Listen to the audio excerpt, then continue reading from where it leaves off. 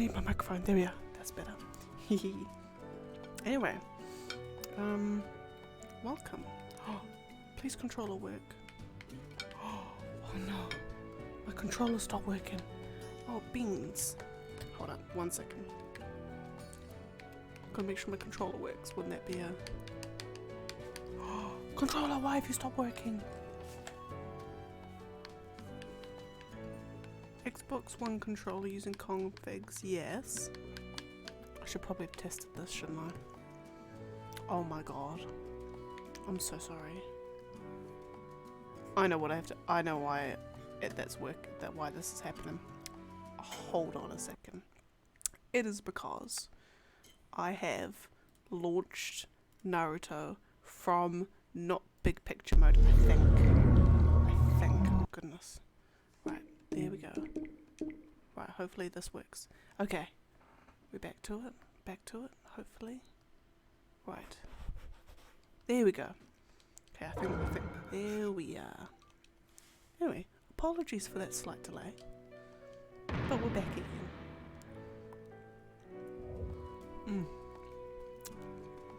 And, excuse me, while I eat my dinner. We did order Indian takeaway. So we're having got some lovely lamb rogan josh. It's delicious, as it always is, as well as a plain naan, because any naan is a good naan.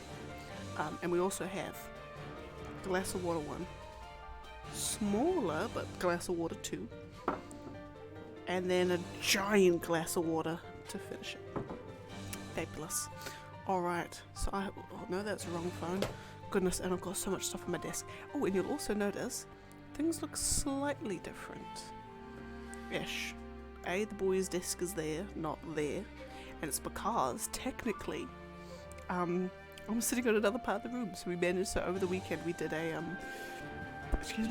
over the weekend, we painted this room, so it's actually a lovely dark shade of bluey grey. It's going to be our entertainment room. Light source is still sketchy, as it always is, but we'll get in there. And yeah, so basically, I'm now sitting, so like where I normally sat, and like over my left shoulder was like just a blank wall of stuff. That is, I'm sitting now against that wall. My desk is now against that wall, so it's a bit of a change, but it's for the better, because then what's going to be going over there, it's going to be a couch looking up at a TV, so it's going to be entertainment room extravaganza, and then we're going to be getting some lovely LED lights, so it's going to be lighted up. We're going to get a better light bulb up in the ceiling. It's going to be an overall good time. So that will be slow. You'll see this room slowly evolve over the next few months. But yeah, so that's what it is. That's what it is. And what else? What other things I've got? But probably the room won't evolve at the pace we would hope to, because now there's a possibility that all our families are coming down for Christmas. So we are going to have to host Christmas, which is a financial commitment in and of itself. So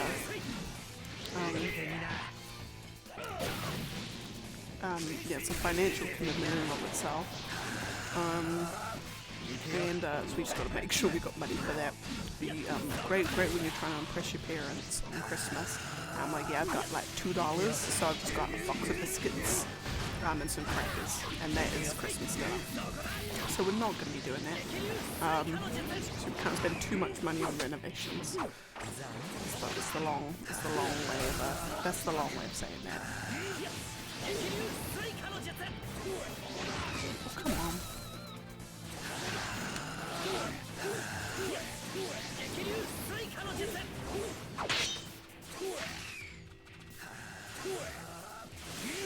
I think this is like the second time I've been playing against Deborah Kage, and he's been just like zipping all over the place.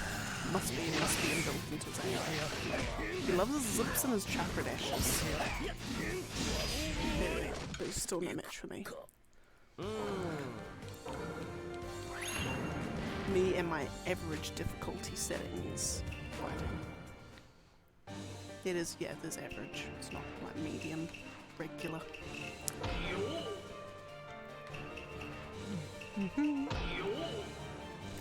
I do apologise for the slight mukbang.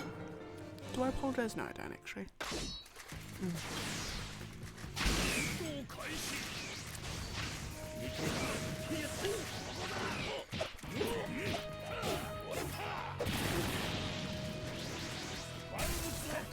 Bam.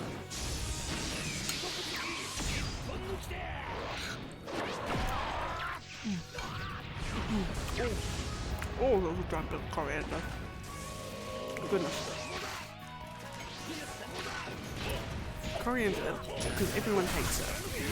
Everyone despises coriander, or at least everyone I've taught. I don't think I've ever met someone who was like, God damn, that coriander's so good. But I don't mind it. I don't mind it. It is not the vegetable of death or the herb of death that everyone says it is. I think coriander gets a bad rap unnecessarily. I'll start a hashtag justice for coriander.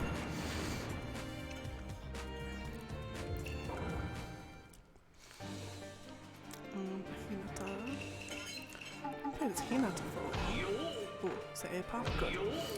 And Kabuto. Ugh. Ick. Ick. Gross. Disgusting.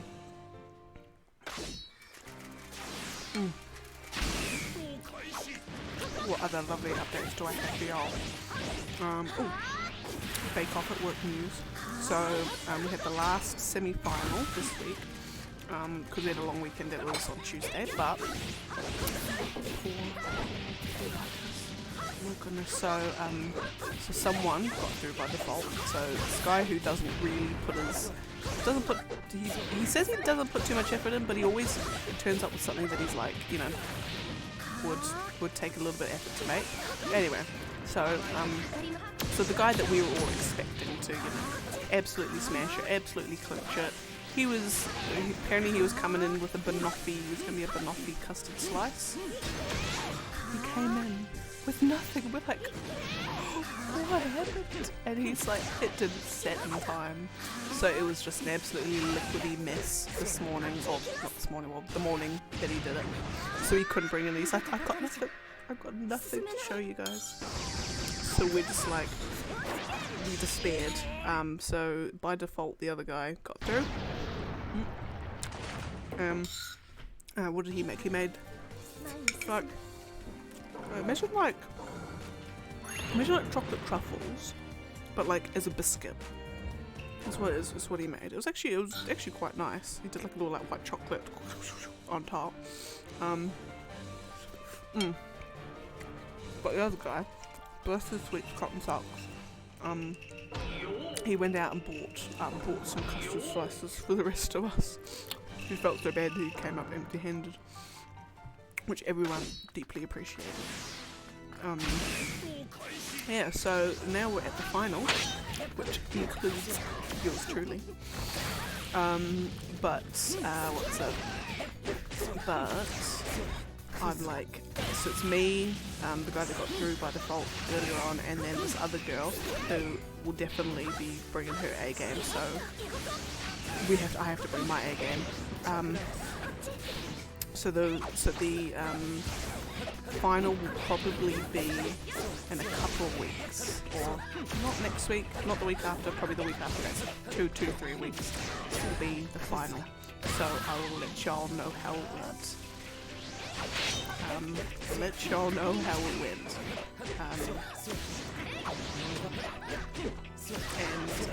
Yeah, it's gonna be interesting because I have like a couple of ideas that if I pull them off will definitely, like, I've automatically won. I just turn up and I've automatically won, but they're extremely intricate, extremely expensive to make, and I don't know if I trust myself that much.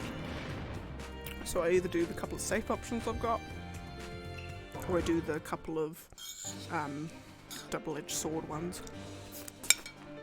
But like my mind is telling me don't do the double-edged sword ones, but my heart is telling me I need to. I need to pull out all the stops.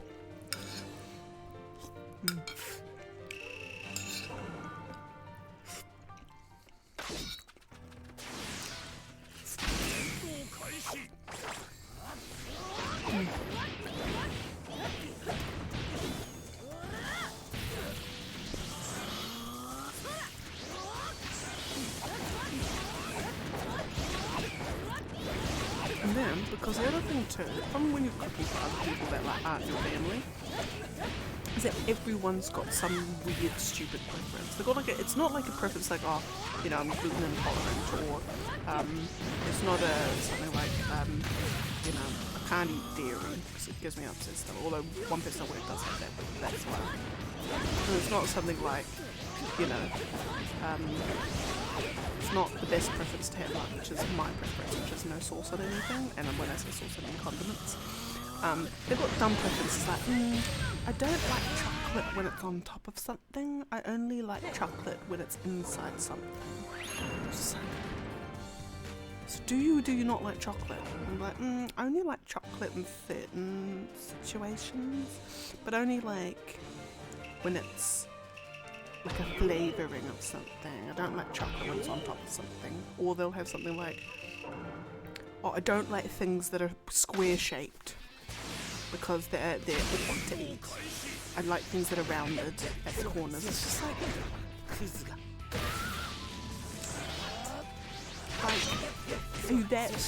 have you got that much going right for you in life that that's the only thing you can complain about, is whether like desserts have like round edges or not. That's all stuff. Those are stupid preferences. I got 0. Yeah, you're not getting any respect or brand points for one of those stupid preferences. Just saying.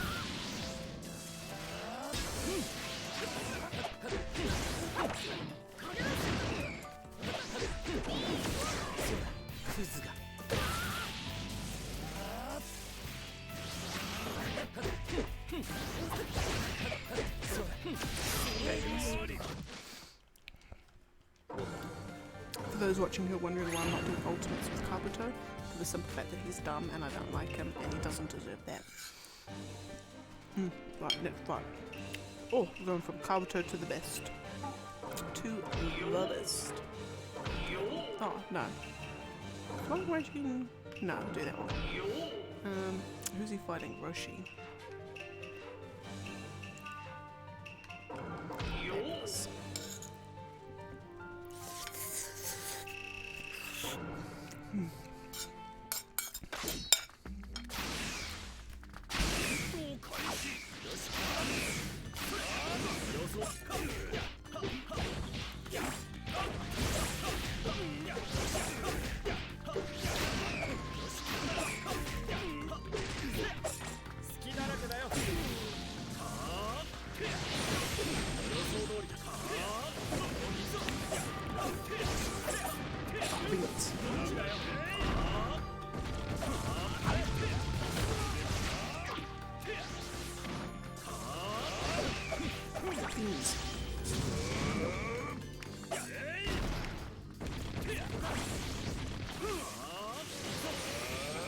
Okay, thanks.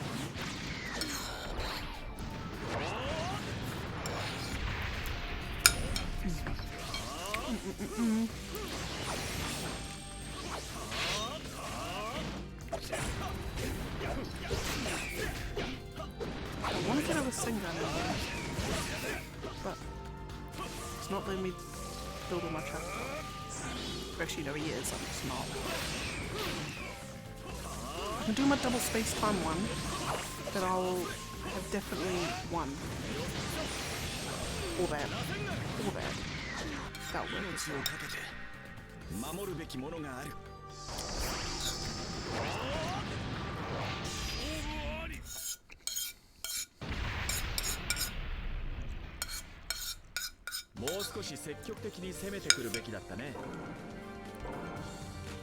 It's an absolute miracle I have not spilt anything on myself as well, either.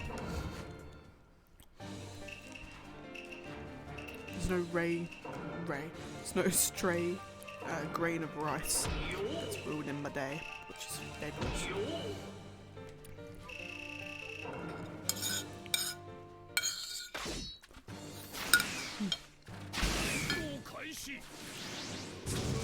There we go. Wait.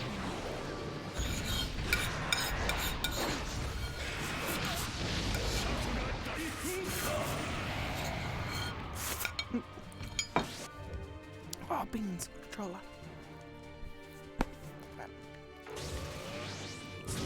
Oh no, we don't want to do another one. There we go. Time to. I need to start on the naan. Started on it. Oh, beans. I can't even start it because I don't remember I'm playing the game again.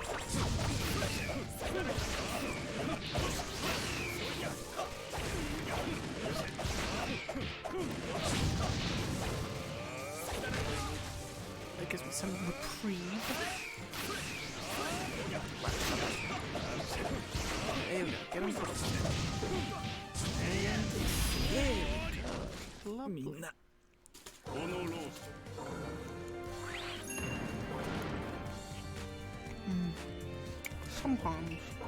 Sometimes you just have to have a naan by itself. That's all you need.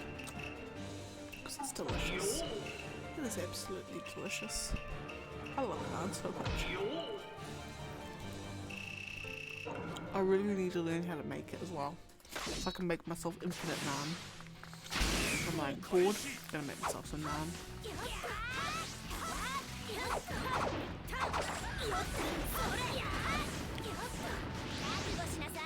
Ooh, this is just gonna be a book. This is shit.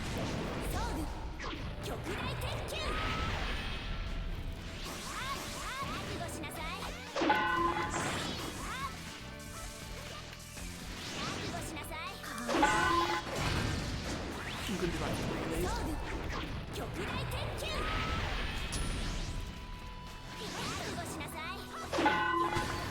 Lovely, thank you for being nice to have all of that.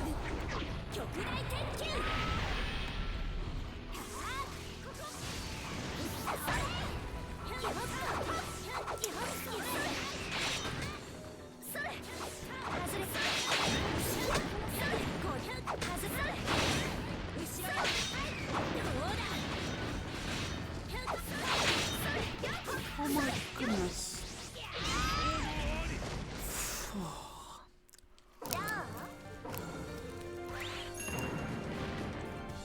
Tintin's so rubbish. Unbelievable.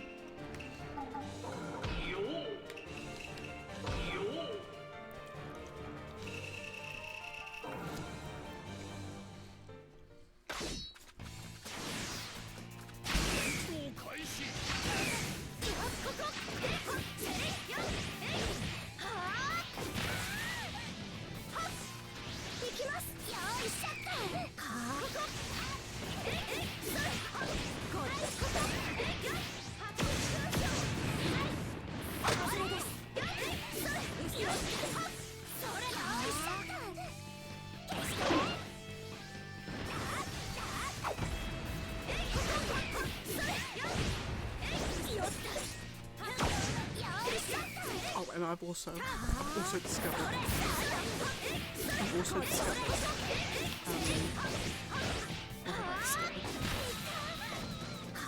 which you just had on the tip of my tongue what I've just discovered. And now I can't remember.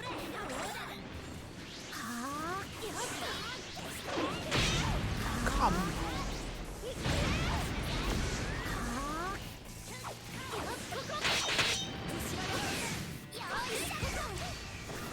Yo, Tintin, why could be such a nump? Why could be such an absolute nump?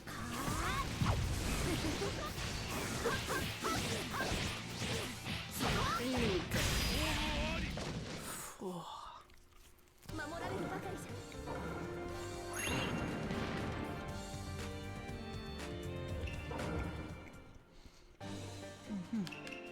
Right, we've got the second music card game. And young Naruto. That's what we discovered when we were painting this room, because it's the first time me or the boy have painted any rooms in our life. So it was a complete learning process, and to be honest, we probably should have like watched a YouTube video or something for tips and tricks, because it's our journey. When something like so Saturday we get all our materials. We start like laying just like testing out what we got. End up painting the whole of one wall just because, you know, you're in the zone, so you might as well. So that's all good, that's fine, that's not a problem.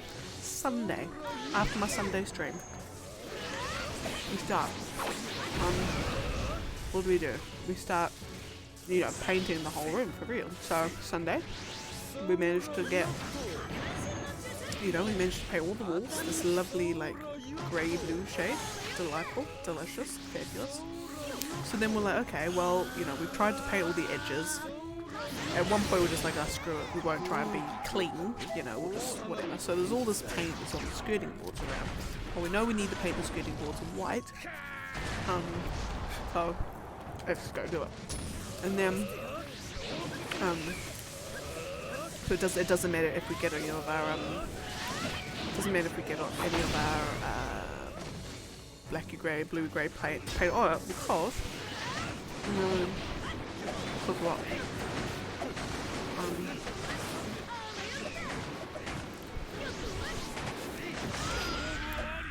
So we're just gonna paint over it. We'll do that, that's fine. Monday, we're like, right, today's the day. I'm gonna finish this room. I'm gonna start painting the skirting boards. So we find this white paint that's in the garage that's left by the last people who were here. So we're like, great, this must be the white that they used to paint the windowsills and stuff here white. Let's just use that. So we start painting. I mean, we ended up having to put like 2 or 3 coats on. And you paint over where we painted the dark stuff. I mean, to be honest, it's probably like obvious common sense that the black stuff's going to start showing up through the paint because it's, you know, super dark against super light. But then we painted the skirting boards, and then we start getting some white stuff back on the wall, and we're like, oh, beans. You know, like, oh, well, that's okay. We'll just go back over it with the black stuff after that. So, paint all around the skirting boards. We've laid masking tape down the carpet. Surprisingly, we got minimal paint on the carpet, which was like beyond what we beyond our wildest expectations. So we painted the white, and the paint takes ages to dry as well. But that's fine. We can work with that. We can live with that.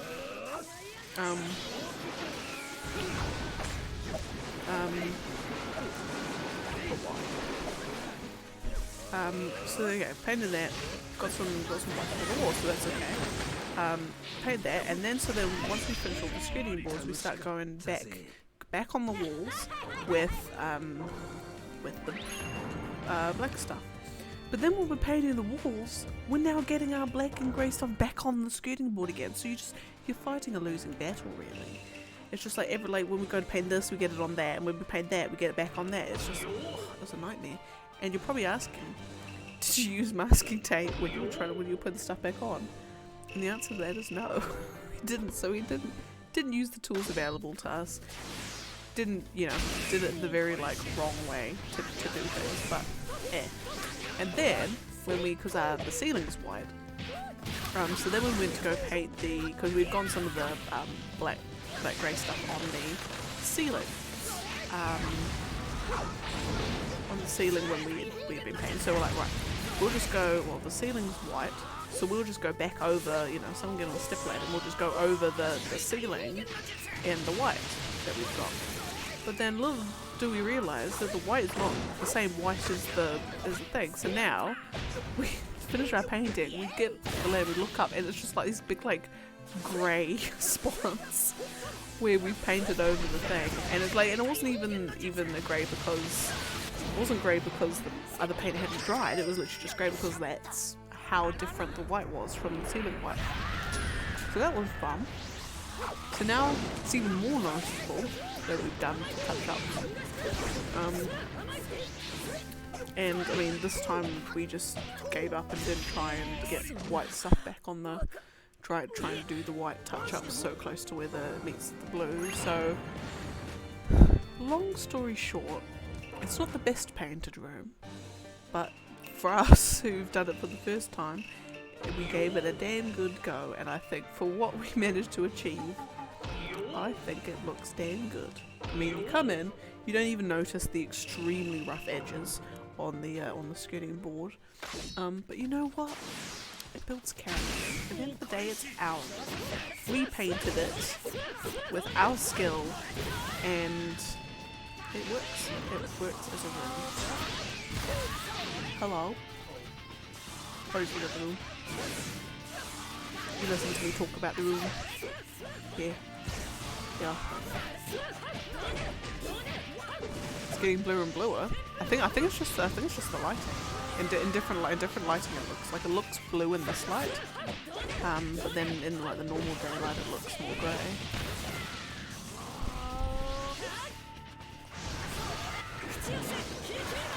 Yeah, so we've done that, and then at work, oh yeah, so telling my work colleagues about it, and then one of them's like, oh, did you put masking tape down? And we're like, you know, when we're painting the paintings, I'm like, well, yeah, we did when we were painting the walls originally. He's like, oh, did you take the masking tape straight off? I'm like, no, we just left the masking tape on there until we'd finished all the walls. He's like, ah, rookie mistake, guys, rookie mistake. Apparently that's not what you meant to do. You meant to masking tape, paint masking tape straight off. And we're just like, ah, well, that's what we not did. That's what we not did. That's what we didn't do. He's like, well, there's your problem, because as soon as you put, so tip, if you ever do painting rooms, put your masking tape down, you paint over it, and as soon as you've done that, you rip your masking tape off, because otherwise, what happens, and happened to us, is that it starts like pooling, like the paint eventually just starts dripping down beneath, like underneath the masking tape. And it kind of just gets everywhere, and it starts pooling at the masking tape, and then it gets heavy and then just drips down. So whereas if you do the smart thing and you rip the masking tape straight off, you're automatically cutting off the paint supply, and it just creates that clean line straight away. And then also I think we were putting it on too thick figures anyway, so it was like definitely pulling down and causing the big drip. So basically, yeah, so Collins was just like, yo, next time you paint, call me around. You don't need your help, it's fine. It's alright, we'll watch YouTube videos next time.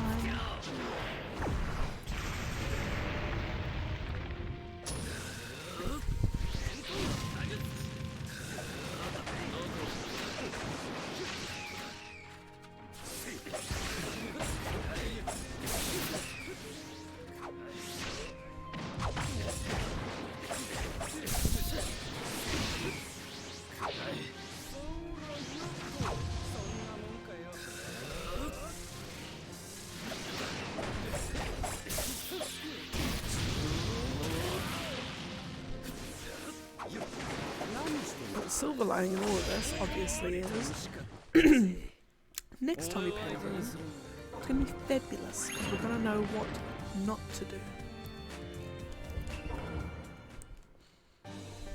And we got paint all over our hands, but we didn't get as much paint on our hands as I was expecting. I was expecting just full on, just paint everywhere. Somehow got paint on our head, on our faces. We got paint on our backs. Some, you know when you're like painting something, even if it's just for school, and then you seem to get paint in places that it doesn't even like you could be wearing like a hazmat suit, and then you take the hazmat suit off, and there's like paint on your thigh, and you're like, how is that even possible? Like, there wasn't even exposed, like, and like, you wouldn't even be dealing with paint and you'll get paint on your thigh. Like, you just get weird places. And so we had a couple of those. Well, actually no, we didn't have a couple of those. Got on my thighs, but it's alright because I wiped my hands on my thighs, got on my hands because messing holding a paintbrush and paint pencil. So didn't get any paint anywhere that I wasn't expecting to, which is great. And although we did have, what did we have? We had some fun times. We had paint spillages, we had masking tape running out halfway through. Oh my goodness, no controller, stop. Masking tape running through, we had,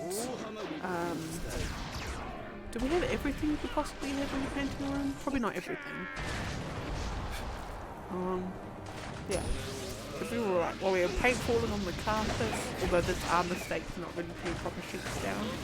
We actually just had a bed sheet that we just kept moving around to wherever we were. Probably wasn't the smartest idea, but there we were.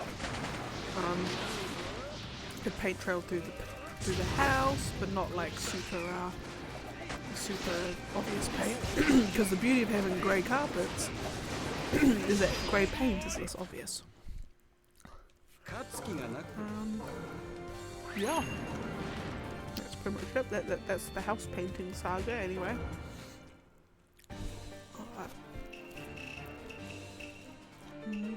She's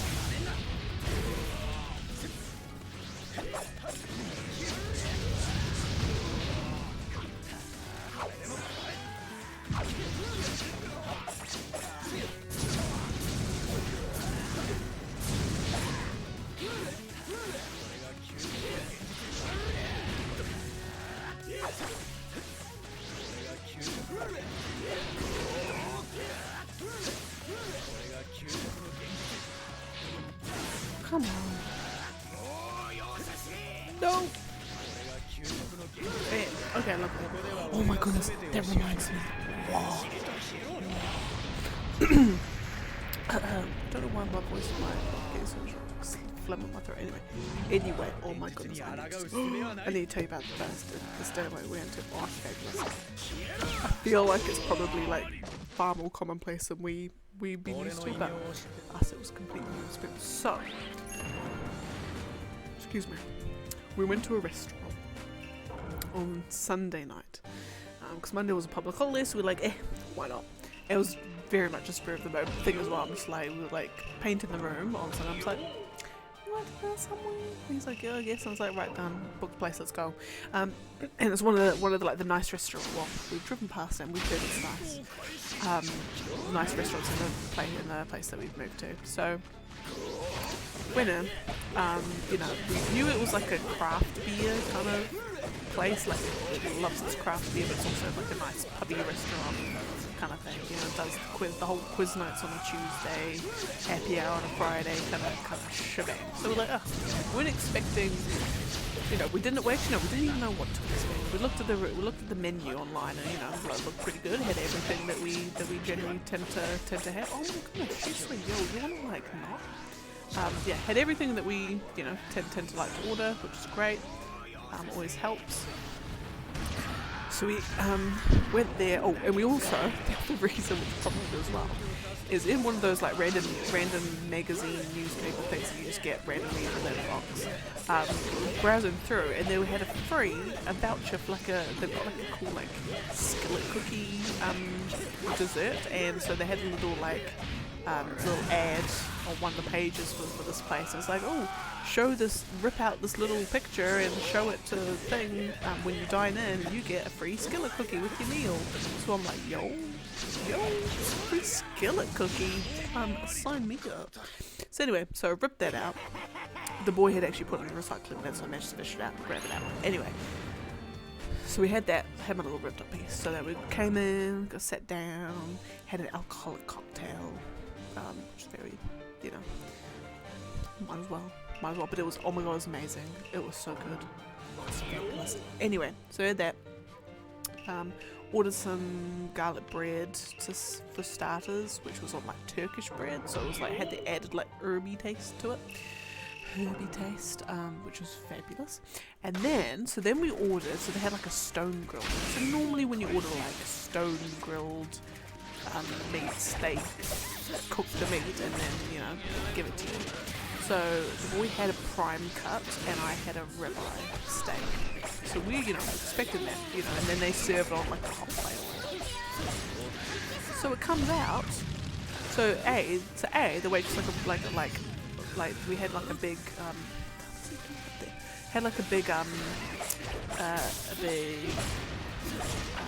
table come in and start eating before you guys, so you know yours might be a little bit long wait, but it ends up actually not even being a long wait at all actually.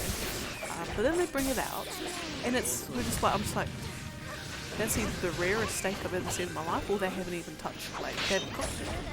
And so I bring it out and it's on a sizzling hot stove. But and that's when I found out what they mean by the stone grill thing. So no, they don't cook the meat. They season it. They give you the meat on a stone grill with the chips and salad on the side. And the slab of stone that it comes on is so hot that it's cooking your meat when it's sitting on there. So you can just like flip that meat over, sear the sides, leave it on if you want to cook a little bit longer, because I'm cutting some bits off and pss, pss, pss on that. It was fantastic. It was amazing. You could cook the steak however you wanted it to be. Yeah, I'm talking about the stone one.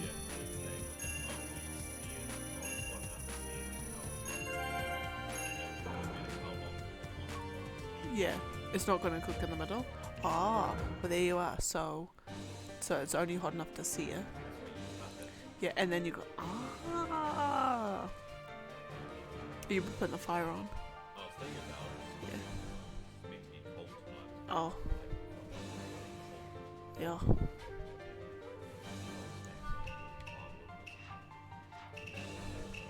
Uh-huh. Yeah. Okay. Oh yeah, so the boy has informed me that I have been feeding you lies about that stone grill steak. So no, I haven't. Haven't actually, but no. So it comes out on the stone slab thing, so it be sizzling, and so apparently it's only hot enough to sear the outside of the meat. It's not like if you left it on there, it's not going to cook all the way through. So what you're meant to do is you're meant to sear the bits. You're meant to cut little bits off and then go and you know sear it so you know it's cooked around there, and then you eat the little bits by bits. It was impeccable. It was fantastic. It was just like superbly seasoned, perfectly tender. I mean, I could say it's perfectly cooked because I can cook however I wanted to, you know. You know, and you might think, oh my god, there's such a cop out, the chefs don't have to season it, but, or like, you know, the chefs don't have to worry about under or overcooking it. I'm like, I don't care. It was fabulous. The only one to blame would be myself, you know, if that being the case. The salad was actually delicious. You know, the chips were delicious. It was incredible. It was amazing. So then you know we eat that. And I also got a couple of I also got a crunchy smoothie, which is I'm sure they've got crunchies elsewhere in New Zealand. Yeah, crunchy bar smoothie, which was delicious. And the waitresses like looking at me when I'm ordering it, they're like, oh my god, you're so cute, you're such a little kid. I'm like, I am. And yeah, so all of that. And then the waitress, like the two waitresses that we had, they were attentive and great, and they understand our needs and desires. So when the girl was taking my face, she's like, oh, I couldn't help but spy the voucher on the table for the free skillet cookie. So I'm guessing you'll get one of those. And is there any other dessert? Is there any other desserts you want? And I said, what? For us? yeah, I said, actually, thank you for asking. We'll actually get the creme brulee as well. Thank you very much.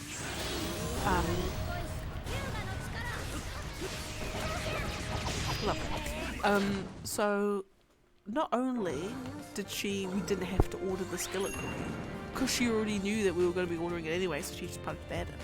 And then so yeah, and then we got another dessert. So we got the 2 desserts, and she's like, so I'm guessing. And then when she brought them over, she's like, so I'm guessing I'm putting these in the bed. I'm like, yeah. Like this chick knows what's up. She's not asking us dumb questions like, oh, would you like a spoon with your dessert? And you know, are you just going to be ordering? You know, there's 2 of you. Are you just going to be ordering 1 dessert? It's like, no. I'll be ordering 5 if I could. I'll be ordering every dessert on your menu if I could. But I need to show self-control and be a normal function person in society, so I can't. You know, feeling pressured not to.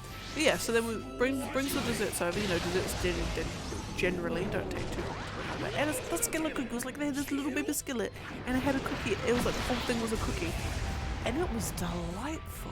It was delicious. It was amazing. And overall, it was thoroughly enjoyable. It was fabulous.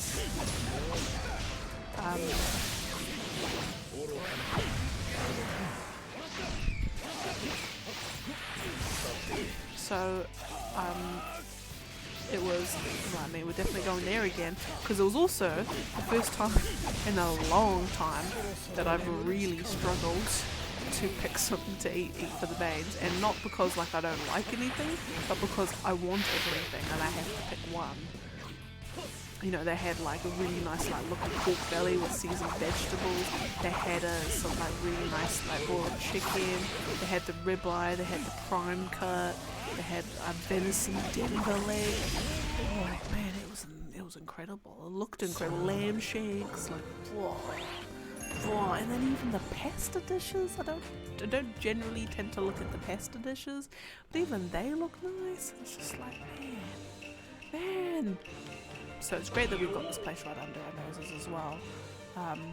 It's only like literally like 2 minutes up the road of that. So that's fabulous. Very, very thoroughly happy. Thoroughly happy.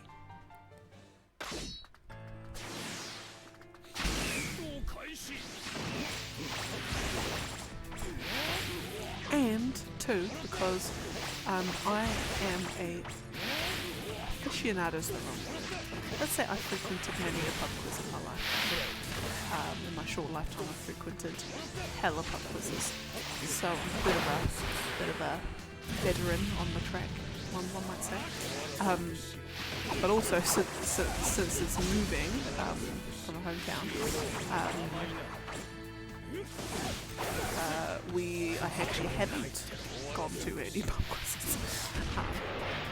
More so because I don't actually have many. We actually haven't like socialised with any friends, or rather, don't have any friends to socialise with. So it's no like we haven't found that group of people that's like every week can like dedicate themselves to going out to a pub quiz. I've been considering just going by myself, maybe like me and the boy, maybe. We're just gonna just like tag team, like just the duo of us just showing up every one of their mums at the Tuesday night pub quizzes. But we haven't found where we want to go, or a place that kind of either doesn't finish too late. Because depending on a whole bunch of factors, you can have pub quizzes that drag out for like hours. Most pub quizzes drag on for a couple hours, but like drag on just a little bit too long. You can get some of those ones, but we don't want to be like especially on a work night. We don't want to be staying up too late, so we've got to go home and have a shower, all that sort of thing. But eventually, I'm hoping that I can find a good pub quiz. But because this place that we went to has a pub quiz on Tuesday, I think it's at 7. So I'm just like, I'm tempted. I'm just gonna like show them all up with my expert knowledge. But as soon as it comes to sport, I'm out. As soon as it comes to music released in the last 4 years, I'm done. As soon as it comes to films like Western films or like rom-coms or not necessarily comedies, but like chick flicks. No, checked out. Yeah, so I have my limitations. Not a generalist. You know, chuck me in a video game round. Yeah. So the quiz that we used to go to was one. I think it's one that they have nationwide, but obviously different pubs host it. And so, you know, there's like the rounds that you'll have like every week, every couple of weeks. You've got your geography round, you've got your teaming cinema round, all those sorts of things. And then every now and then they'll have like a couple of sort of specialist rounds, or like interesting kind of round types. So like ones where like all of the answers or the answers all the questions relate to like people with particular names or something, or it'll be like you know, the logo quiz where guess what brand it is, all that sort of thing. Ones that are all about planes, trains, and automobiles. So because this is, you know, a quiz designed for pub quizzes, video games don't particularly seem to be a topic well used. It is underused, should I say. It is a territory left uncharted mostly. So when they do have the occasional video game question, you know, my team, because the pub quiz I also frequented was probably like me and my sister were probably, would we say we're the only kids on any of the teams? It's probably maybe like 2 other kids on those teams, on other teams. Like it was predominantly like 40 plus age range around all of the teams. So when it comes to video game questions, you know, we have a bit of an advantage, and even more so of an advantage because it's me. And I know my fair share of video game stuff. So when you'd get whole rounds, like name the video game character, and it's just like no hesitation as soon as they finish reading out the questions, you know, and like, right guys, bring your papers up when you're ready. And just like immediately just stand up and walk over. Like we don't even, like, I've literally answered every question before you moved on to the next one. Like, and it's just that, oh my goodness, that level. And I know it sounds so sounds so bad, sounds so conceited, but just that level of superiority, and especially when it's the first round of the quiz as well, like straight off the bat you're just laying down the facts, like guys, we've already got 10 on this round, you might as well give up now, you know. But obviously then for the rest of the quiz it all just goes downhill from there, and we end up like 10th. But we asserted dominance on the video game round, and that's what mattered. And the cherry on top is that when no other team gets 10, it was like, that's right, bow, kneel for us, you know. We are superior. I give it, and like like I said, it sounds so like conceited, so vain, but honestly, quizzes are like the only thing that will make me feel that way about things. Like when it comes to quizzes, I take them very seriously. I'm probably too serious in some people's eyes, but like, I'm sorry, just when it comes to quizzes, like it's all about, you know, you've got to set the facts straight with your peers. They need to fear you and your quizzing and trivia prowess. You need to assert your dominance.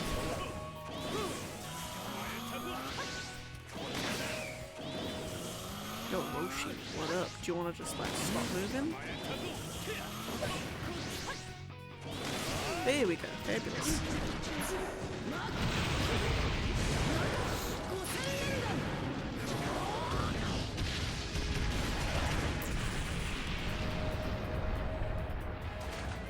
Yeah, I think too. Oh, but.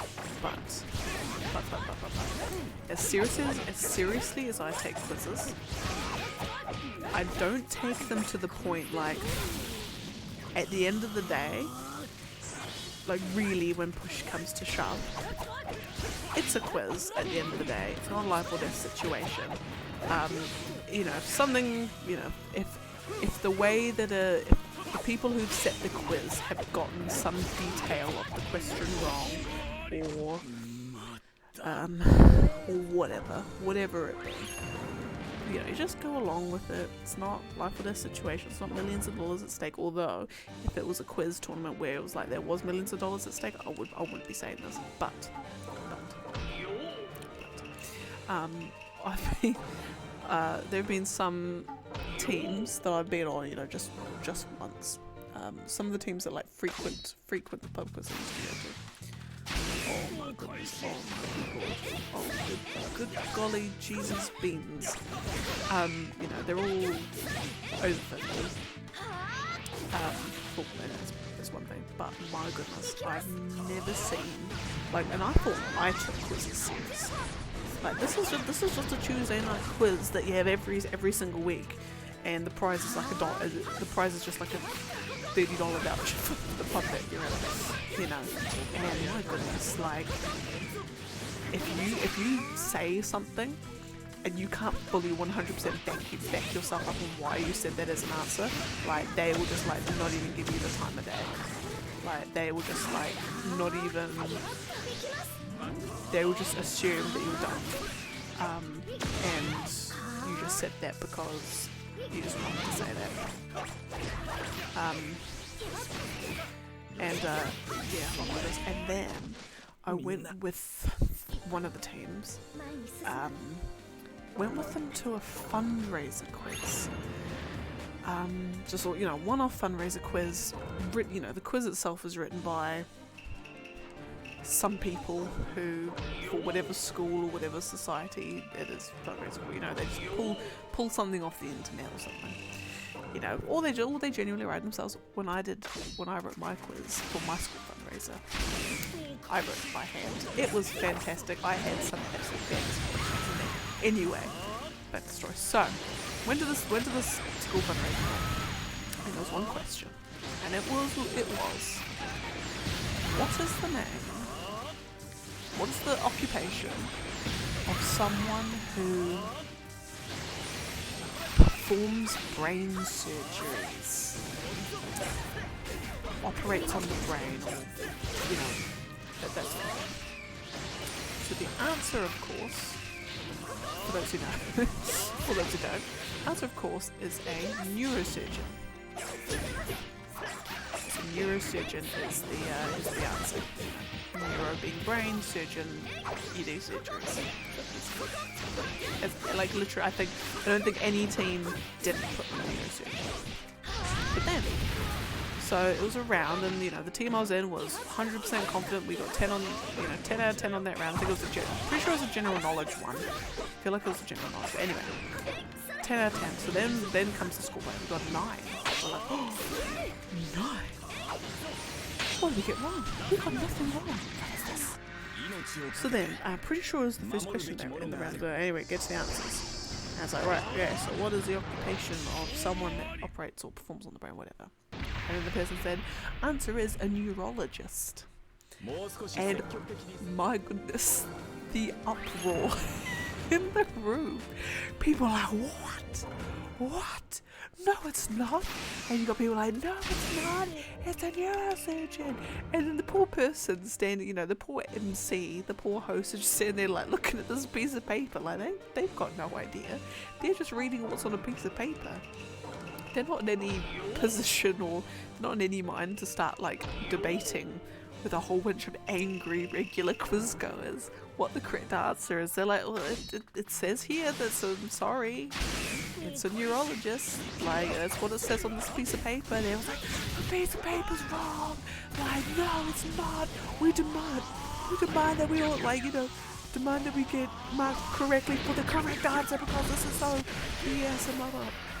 I was just sitting there. I think I must have been like 13 or 14 at the time. I was just sitting there just going like, whoa. But it's an honest, like, you know, whether these people wrote the quiz themselves and they just did bad research, or whether the website, you know, the generic free quiz website that they printed this from got it wrong. Doesn't matter who got it wrong, you know, just take it. And look, it's the fact that everyone got it wrong is the other thing too. If everyone got it wrong, then no one's been at any kind of, you know, you're not at a disadvantage because no one got a point for you. You know, just think of it as just one less question in the quiz. And but my goodness, they just couldn't let it. Like no one in that room could let it go. It was like their life had been ruined. You know, it is like someone had said, "I'm sorry," like, you know, you're fired or whatever. And the other thing too, the answers, you know, the answer that they had versus the actual answer weren't so totally different either that it was so clearly obvious that you got it, that the whatever got it wrong. It was like, I can understand how a layman got neurologist and neurosurgeon mixed up. You know, because you type in, you know, sure you type in on Google, brain people, and you'll probably get a neurologist. You'll get a neurologist first, and you're like, okay, so that's probably it. And, you know, if you didn't know, you know, if you weren't familiar with that field, you wouldn't realise it was, you wouldn't even know neurosurgeon was a thing. Anyway, so that was fun. That was an experience. So, long story short, as serious as I am with pop quizzes, I'm never that serious. I'll be mortified, you know, I would never be so brazen as to like suddenly be like demanding from the host for, you know, for them to change answer, because for all they know, we could all be having a, you know, we could just all be mad that we put the wrong answer down, and you know, just trying to see if we can muscle our way into getting a point even though we got the answer wrong. Like, would have been, you know, that's a perfectly valid line of thinking. But then again, if you've got a whole room doing it, then you probably know something's up. Anyway, I just realised what I haven't done in a while. I haven't updated the list. So we're down to 8,806. Alright. Who are we now? Konohamaru and Naruto last again.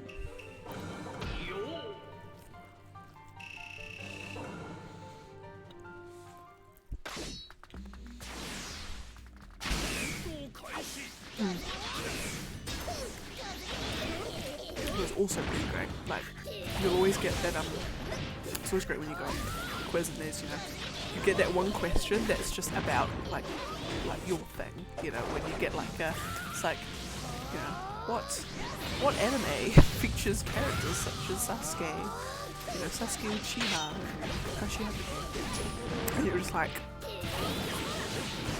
I know this one. And then your team's like, oh really, what is it? You're like, you grab the pen and it's like, it's Naruto. I love that show. And you know, and you just, you know, you'll have those moments about like your thing, you know, and because it's a, like it's meant to be a very general, because it's meant to be like a very general quiz, the chances of, like, when you've got questions like that, the chances of everyone in that top knowing their answer is very slim.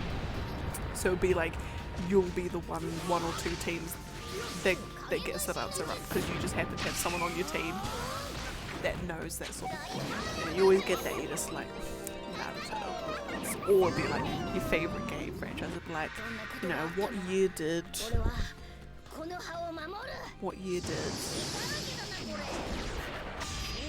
Skyrim come out, you know, and you'll just be like, grab the pen, and then someone on the team will be like, was it like 2013, 2014, you're like, no, I'm not even going to tell you what the answer is, I'm just going to write it down, and then you flip your paper around, and you just push it towards them, you're like, and they're like, oh, 2011, and it's like, yes. I remember when it first came out, oh my god, I remember playing it, and it was just so great. Oh my goodness. You know. Not to say I have done that.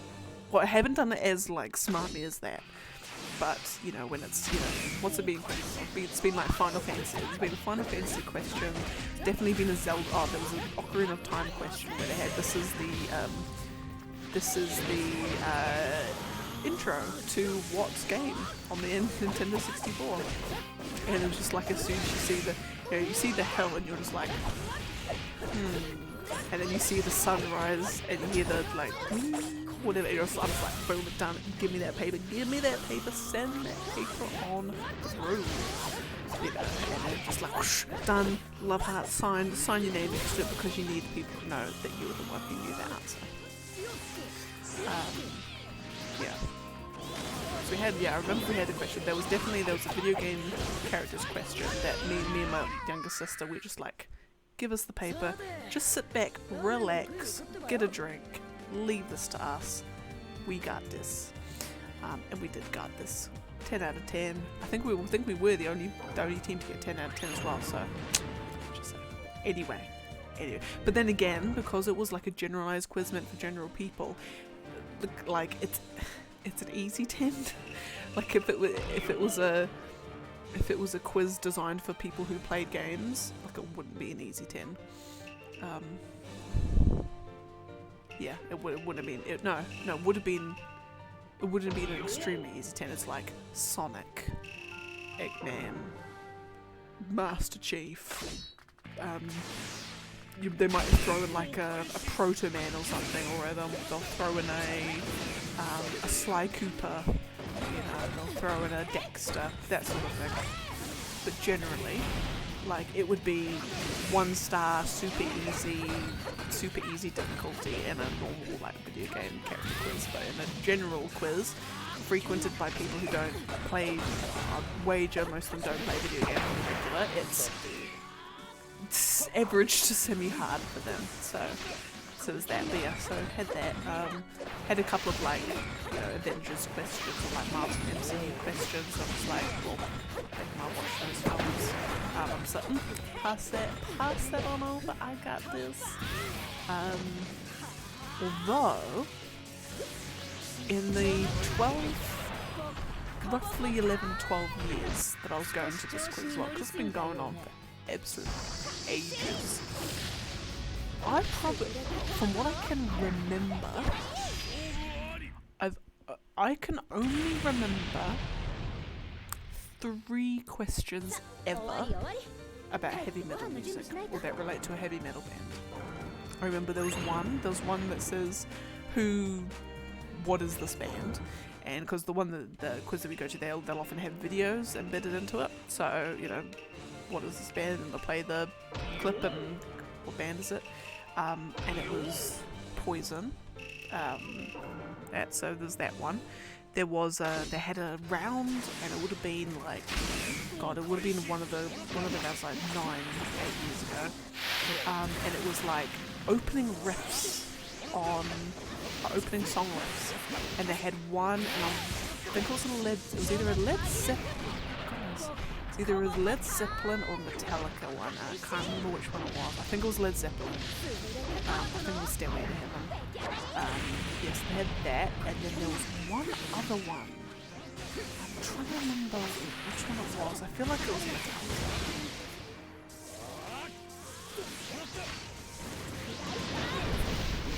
Was it Metallica? No, it was a definitive question, and it was. I know, remember? No, that was another quiz. One. I said another quiz. What was that? Oh, I think it was, no. Yes, no, it was a,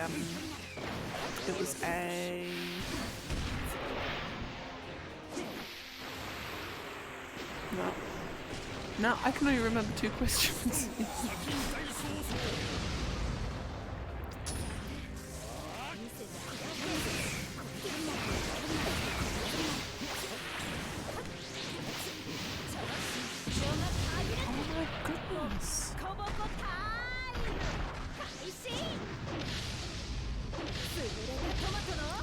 There we go, that.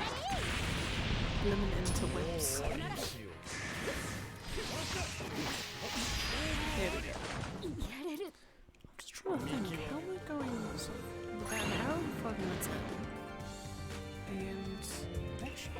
done that many fights. I need to stop.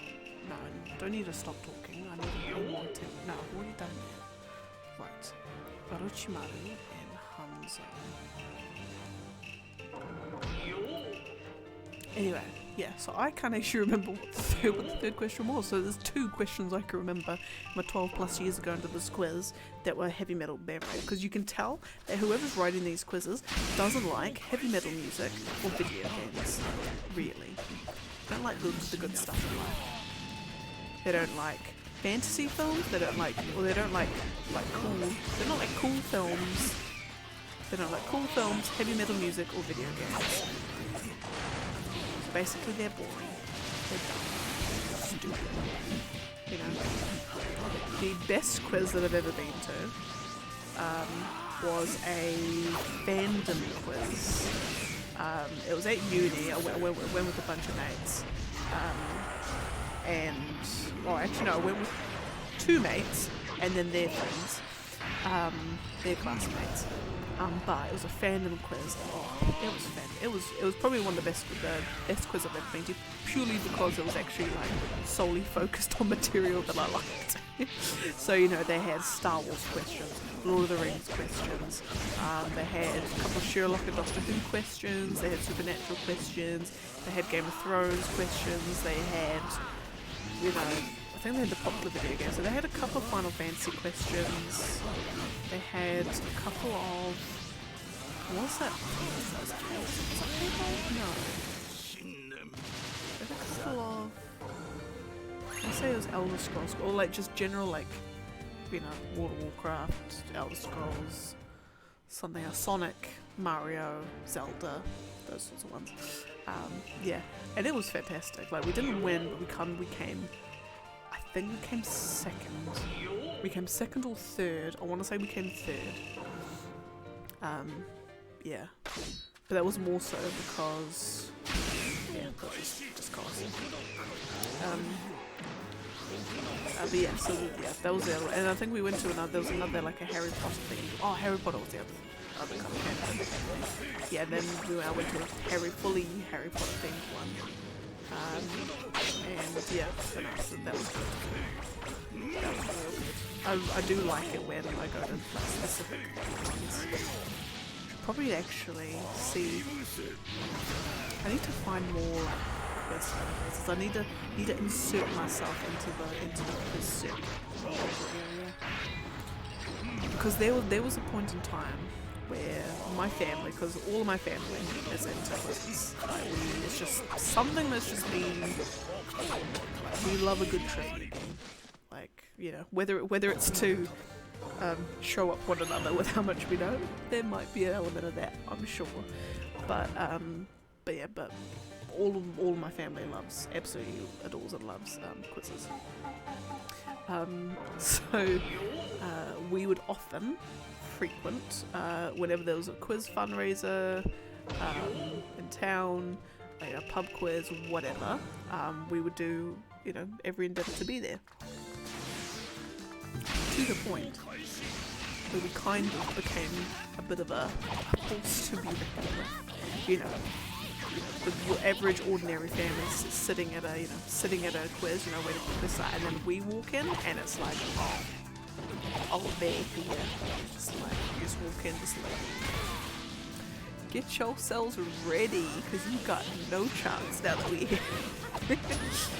and hey, our confidence was not misplaced. More often than not, basically we would always be in the top 3 of every quiz we've ever been to. Not even actually, no, I lied. Pub quizzes, the Tuesday pub quiz, no, we hardly ever got in top 3, and that is A, by no fault of ours.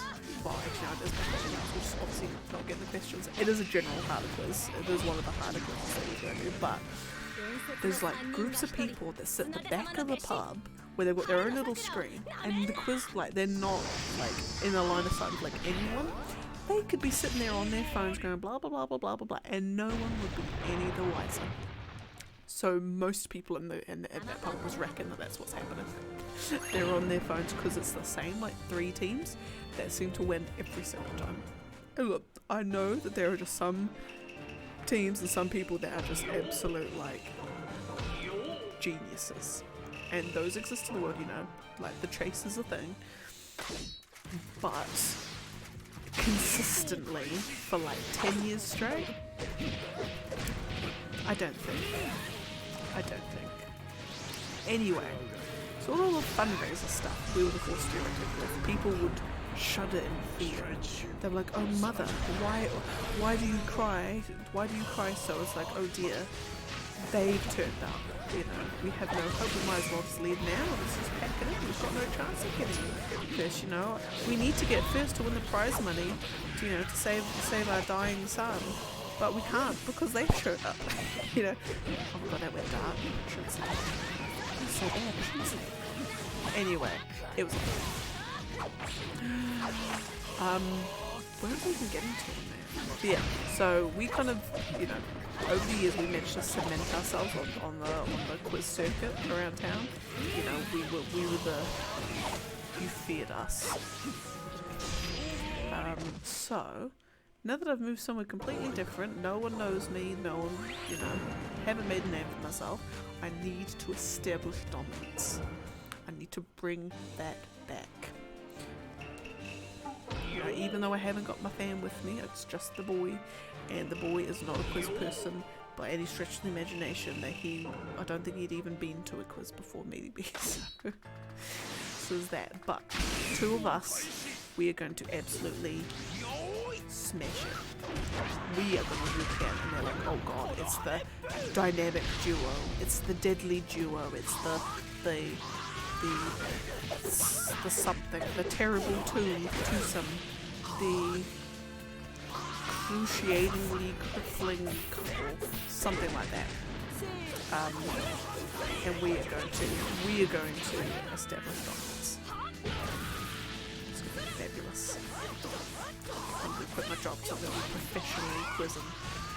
I'm going to be professionally quizzing.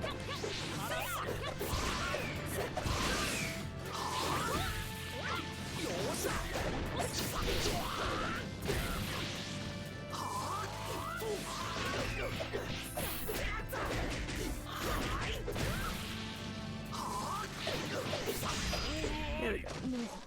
Then the other thing as well is because, as you know, the haughtier they are, the greater they fall. Because then I was thinking, you know, should I start applying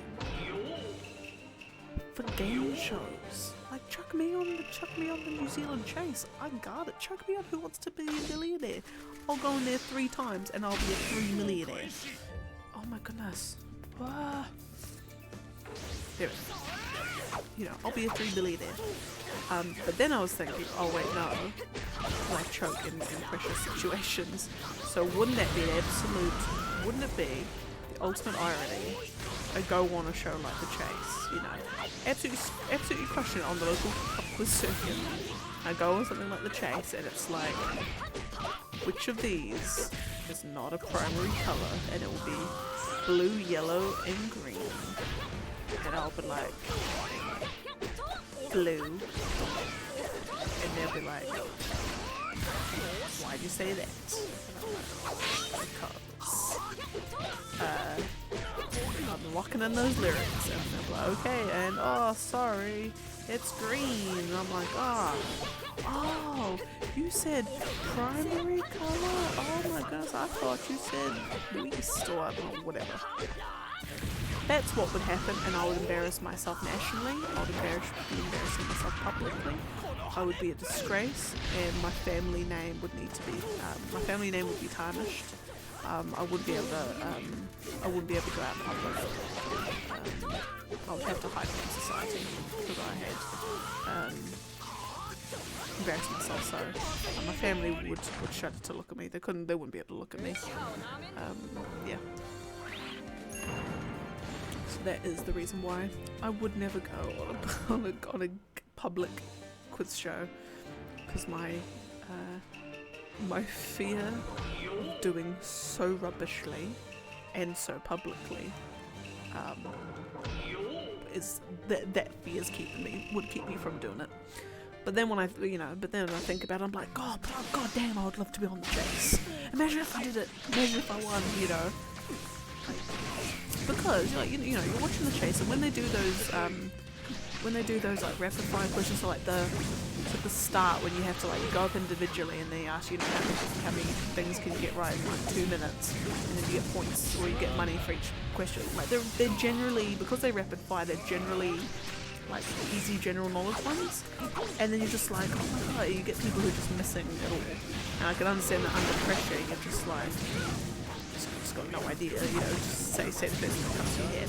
But like some of them are just like,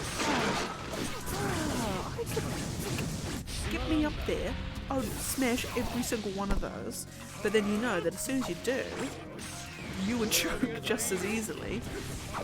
And then you now feel their pain.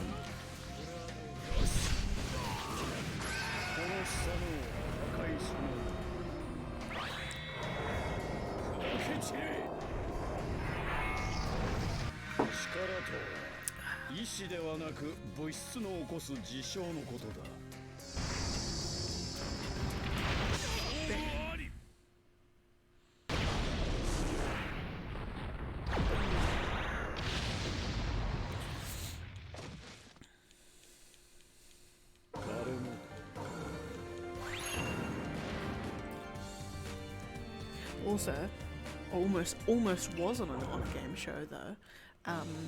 My older sister. Oh god, when would this have been? Was I still living with mum and dad? Was I at uni? It was probably like maybe like 6-7 years ago, I think. My older sister applied for Family Feud in New Zealand when it was, I think when the first series came out. I think first and only series? No, I don't think it's still going. I think it's failed. Anyway, and so like it was gonna be me, my older sister, my brother, and I think my dad. Oh no, because there's 5 of you, isn't there? So it might have been my 2 older sisters, my brother and my dad would have gone on, and that was going to be us. Like, and because apparently this is part of the application process. I'm pretty sure she was saying this. I don't know if it was her saying this or like I just heard someone else say it. Is because it's a TV show and they need good TV. As part of the application process, you have to say like a funny memory involving you all or something, or involving a few of you, just so then it gets to the point in the show where they're like, oh, so I hear back in the day you used to be a baking paper collector. Tell us more about that. In fact, why don't you tell us about that incident involving your sister over here and the baking paper box? That was such a boring example, you know what I mean? And so obviously what the producers would be doing is sifting through all these funny stories and being like, oh, that's a lame story, that's not funny enough, we couldn't make fun of these people hard enough, so and that's what dictates whether you're successful or not whether you'd actually be any good, but like whether you'd actually make good TV, which is like, as much as I can understand that, at the same time I'm just like, because I think when they did show it on the series when they showed it, there was a family who like just kept winning every single week. They just kept going to the next round. They're like undefeated for like 5 separate weeks, and they were the typical family. Like, so as much as me and my family were feared, we were a staple on the public scene. When you look at us, you look at us there, we are unassuming in our superiority. You look at us and you're not immediately thinking, oh, they're gonna win. because they look like that type of person. You know, they look like those sorts of people. You know, you get those people who you just look at them and you're like, oh, yeah, you win quizzes, don't you? Because you just look like that person who was. They just have that look about them. Like, and I'm pretty sure it was the family who ended up winning like 20 times in a row, and they were one of those families. Like, you look at them, you're like, you're one of the ones that take these things too seriously. You sat there and hustled when your little family huddle before the show and was like, you know, mum and dad saying to the kids, like, if we don't win, no food for 2 weeks, because in it's to win it, you know, one of those families that is being extremely assumptionatory. That's not really, yeah, it's being extremely judgmental, but I feel that I've earned my stripes on the pub quiz scene, so I can be.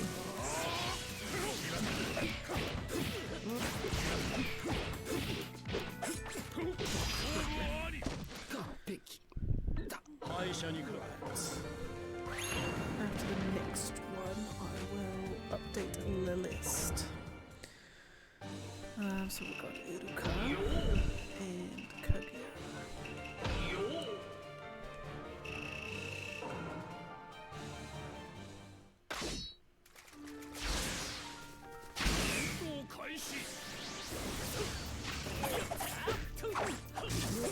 Oh, also, another thing too, which is actually so, you might say, oh, you know, you seem to have all these opinions and all these things about quizzes. But have you actually written one yourself? I'm like, hell yeah, I have. Have I written one and had like 50 plus people do it? Trying to do it? Yes, I have. And so yeah, we were doing a fundraiser for school, because I managed to convince the school to get us to go to Armageddon Expo in Wellington, which is New Zealand's version of Comic-Con. It's like a really big Comic-Con. And to convince the school that me and the Year 13 art class could go to Armageddon Expo as a part of some extracurricular stuff. And I think because we had found something, like, we could actually get credits for, I think it was like, it was something to do with cosplay, because we all cosplayed. And yeah, we all cosplayed and managed to do it anyway. So it was a fundraiser to get us to Wellington to Armageddon Expo. So, you know, we got in there, like, my dad offered to be the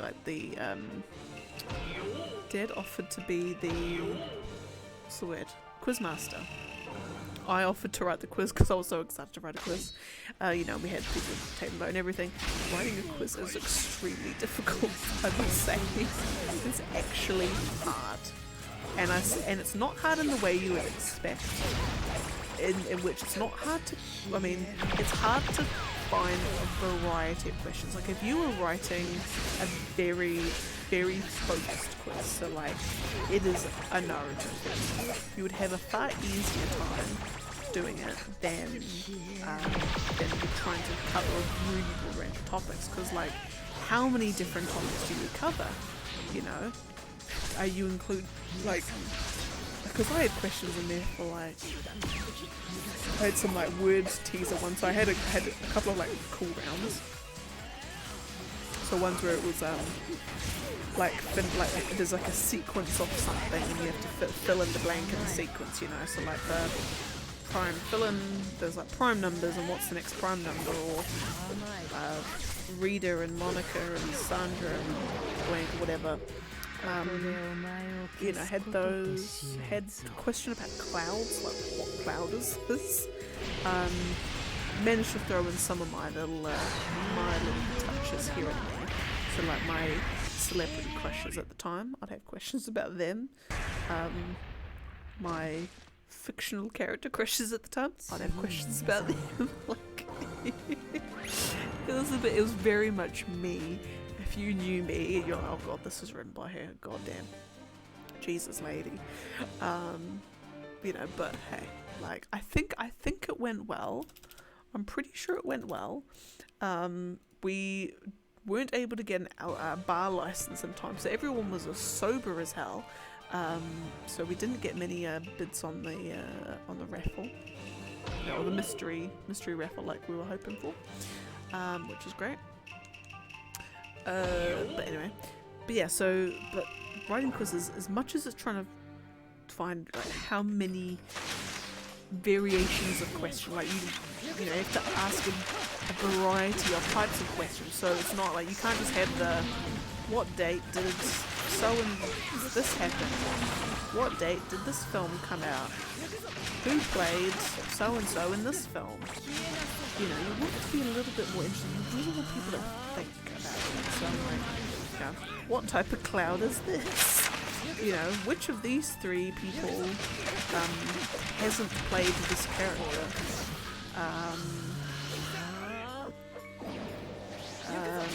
What else? What else? What other ones do I have? I had some question writing faux pas that I had no idea about.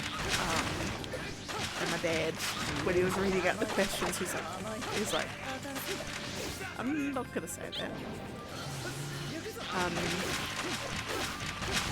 Had one, and so, and again, it was a complete, I had no idea that this was like, that this was going to be a giggle for the adults in the audience. So I had a question about Linda Carter's Wonder Woman. I just said, who played the titular character in the TV series Wonder Woman? Harmless question. Harmless question. Me and my 17-year-old self didn't think anything of it. I'm asking a genuine question. Who played the titular character in the film? You know. So when Dad read it out, he's like, oh, like, I can't remember exactly what his reaction was, but it was, you know, there was a couple of snickers from the audience, and I'm just like, what's happened? Did I like use the wrong word or something? Turns out, I didn't know this at the time, but Linda Carter was known at the time for something that she had. Some things that she had. I won't say any more for the children. She had a couple of things, and she was known for those couple of things. So when I say who played the titular character, it raised a couple of eyebrows in the audience, a couple of chuckles, and Dad was like, oh my god. And I'm just like, and then when he explained to me afterwards why that was the case, I'm like, so my completely harmless question writing caused it was a little joke, it was a little grin. So some might say that was, you know, even though it wasn't intentional, just own it, because that was great, that was you know, a happy accident. Others might be like, oh my goodness, like, bruh.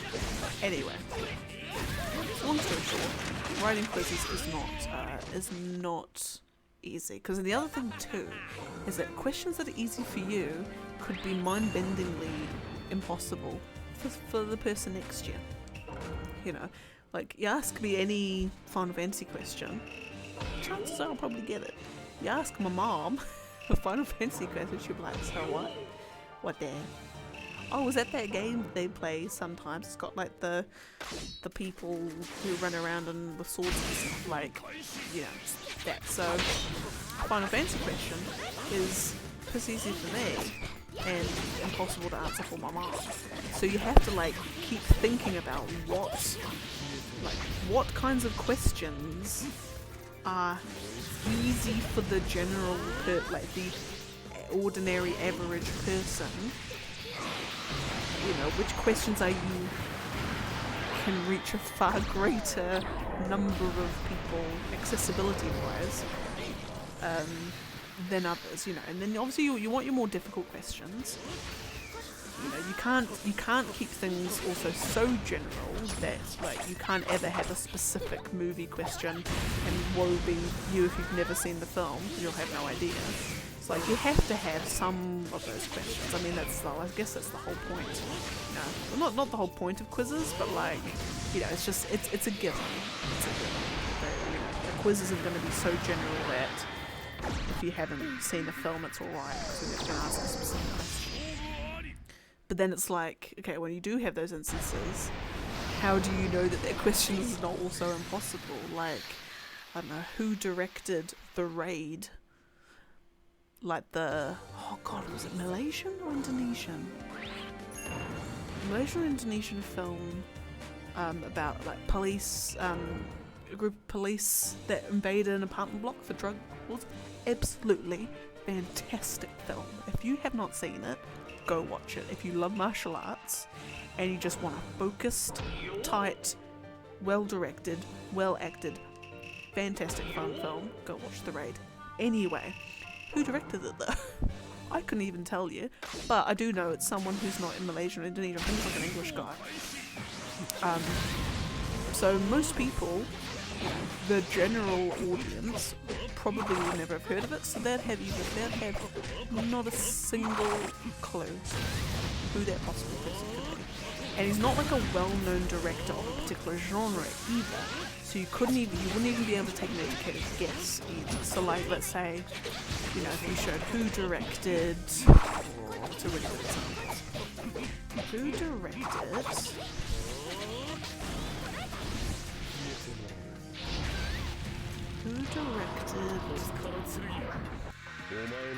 who's the director that's like known for things?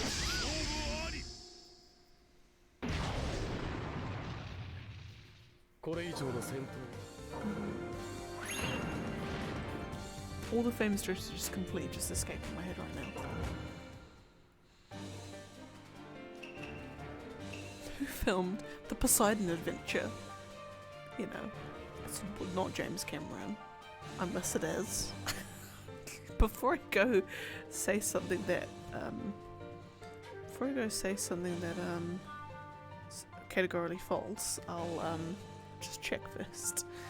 I'm pretty sure James Cameron didn't do The Poseidon Adventure. I can pretty confidently say that. Who did do The Poseidon Adventure? Was it The Poseidon Adventure? I might be even be getting yeah, it is. Television film.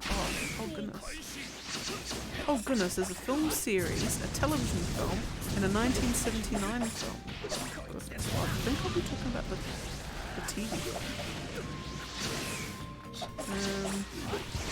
John Punch. So not James Cameron. So you might say, who directed Poseidon Adventure? So you probably think, I've heard of Titanic, and I know James Cameron did Titanic. Poseidon Adventure seems to be kind of a similar thing, so I'll just say James Cameron. You know, at least you come to some rationale behind your answer, even though it's very false. At least you can't be blamed for coming up with the answer the way you did. Whereas, you know, so you've got stuff like that, you've got questions like that, whereas, you know, The Raid is just, you have absolutely no clue. No clue whatsoever, unless you just happen to know. And I'm wanting to say the guy that did direct it, his name is something like Gareth or Daryl. The name Gareth Edwards is coming to mind. And I'm pretty sure it's not Gareth Edwards, but if it is, I will be gobsmacked that my brain managed to pick that out of The Raid 3! Oh, there's a third one. Oh my god, I was so close. I was so close with that name. Oh my goodness. Okay, so the director of The Raid is... Hold up. Let me just double check that's not The Eagle Has Landed. The Raid. No. Oh my goodness. Gareth Evans.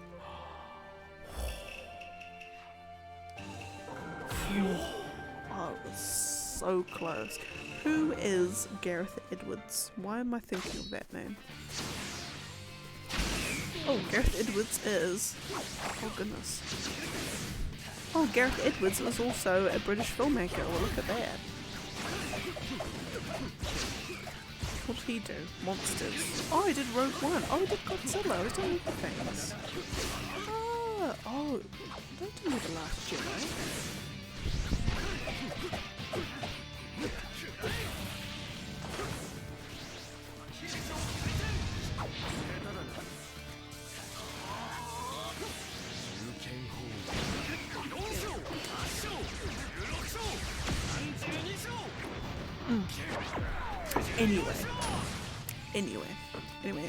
Anyway.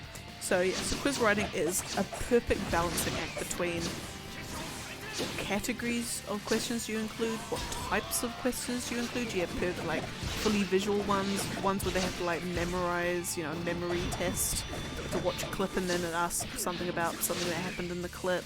Do you do like brain teaser ones, wordplay ones, just ones that you just, what date did this come out?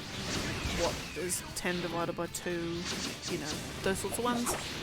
And then how difficult those questions are in terms of what would a general, average, ordinary person who probably goes to quizzes, what would they be likely to know and not know unless they were now going into super specific things in the context.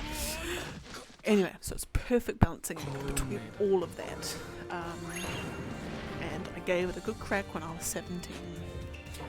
And since then, or before then, but my quiz career has not finished. In fact, it is still, it hasn't been ongoing for a few years, but I have, I've pursued my interest. 2 quiz websites. One called Fun Trivia, which is this just great quiz website. It's just got so much stuff. It also has a paid thing. I'm almost thinking of like starting up a new account on there. But anyway, Fun Trivia, and I've written a couple of quizzes on there. I think. Or have I? No, I think I've written one video game quiz on there. Might have even been an Elder Scrolls one. I feel like I've written a Skyrim quiz on there. Anyway, so there's one. I think I've only written a couple of them. Might have written an Avengers one too. Maybe it's a Thor Dark World. Anyway, and then Sporkle, which some of you might be familiar with because it's a bit more well known. So Sporkle's an interesting one because it's quizzes. It's not quizzes in the sense of like, what date did so and so, or like you can do that, but it's far more like the way that you answer questions is generally by typing something. Like you type in the answers, and it'll be like, let's just say, it'll be like grab bag stuff. So it'll be a Skyrim grab bag or Naruto grab bag, for instance. Yeah. So they'll have all these different all these different categories of stuff, and you've got like 15 minutes to fill it in, but it'll be purely by typing. So there'll be like members of Team 10 or Team Guy, and there'll be like the four boxes. So you just type in blah blah blah blah blah blah, and it like fills in each one if you get them right.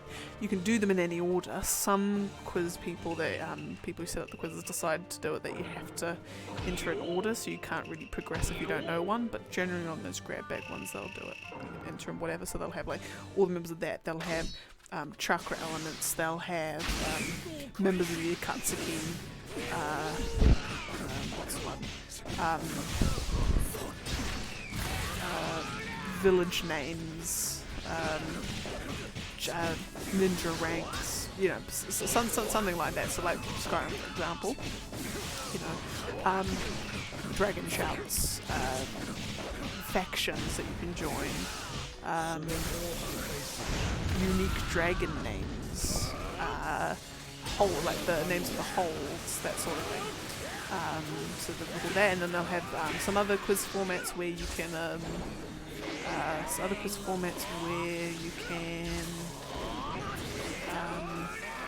you click the answer. They'll ask you a question and you click what the answer is from the pool of them.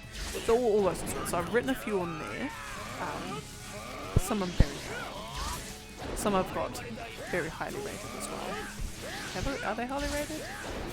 No, maybe not. So I've got one, what's that? Got one, no actually I've got a lot actually. So on Spooker there is like a, what are the lyrics for songs? So basically it'll be kind of the grab bag one where you put all the fields that you enter in, but you will have the field for every single lyric of a song. And the other thing too is that sometimes capitalizations and punctuation matter. So you need to put your apostrophes and your whatever in dashes in the right place for it to register as the correct answer. You can, when you are setting up the quiz, you can actually choose to like accept variations of a word.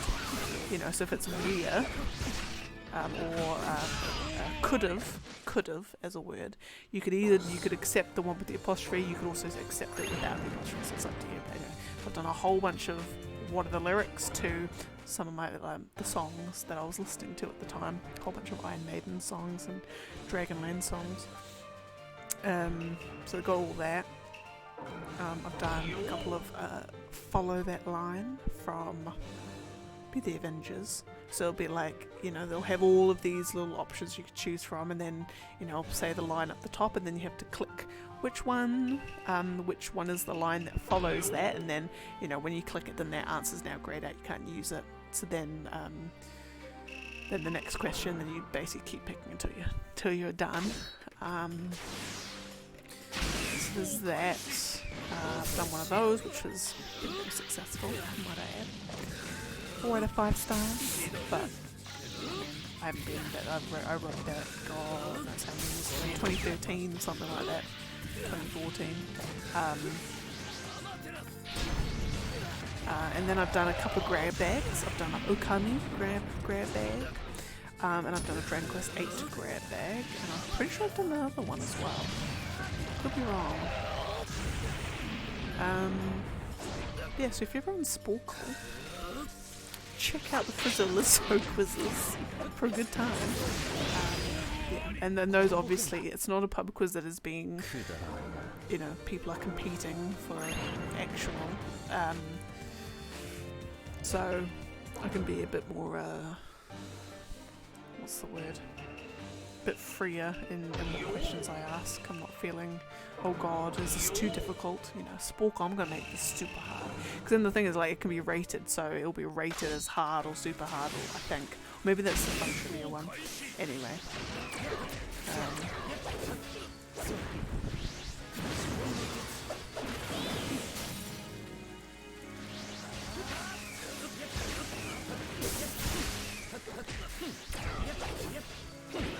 Are there any recent games I've played that I could do a grab bag for? Because I do love the grab bag stuff. Like, I just love, like, because it's so interesting. Testing your memory. You know, you'll know a game like Skyrim inside out. You know, say it's what's another game? It's another Skyrim-esque game. Say you know Ninja 4, Storm 4, inside and out. You're like, I played this. I'm done 3,000 fights in a row. I got this. And then you'll get to the grab bag. You'll be, you know, every playable version of Sasuke, every playable version of Naruto. You'll be like, and then it will be something like.